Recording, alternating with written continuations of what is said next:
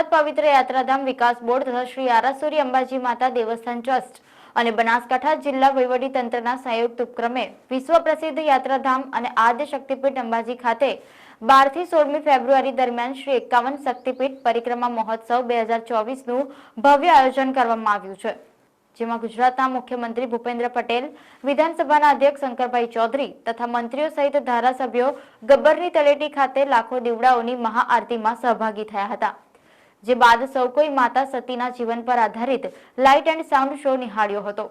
આ પ્રસંગે મુખ્યમંત્રી ભૂપેન્દ્ર પટેલે ગબ્બર તળેટી પાસેથી આસ્થા અને ટેકનોલોજીના સમન્વય સમાન અંબિકા રથનું ફ્લેગ ઓફ કરી પ્રસ્થાન કરાવ્યું હતું।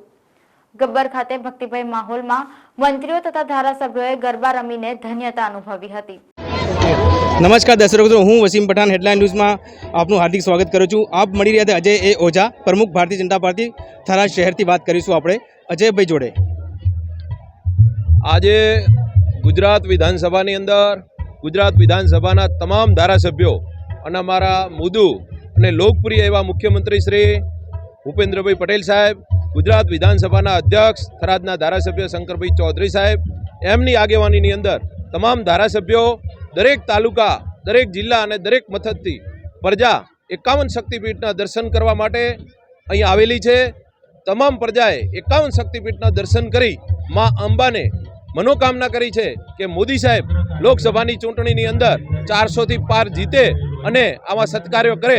જે મોદી સાહેબ, ભૂપેન્દ્રભાઈ પટેલ સાહેબે જે અંબાજીના વિકાસ કર્યો છે, જે અંબાજી માટે, જે લોકો માટે સુવિધા પૂરી પાડી છે, એ અકલ્પનીય છે અને મા અંબા એમના આશીર્વાદ આપે અને એ આવા સત્કાર્યો કરતા રહે।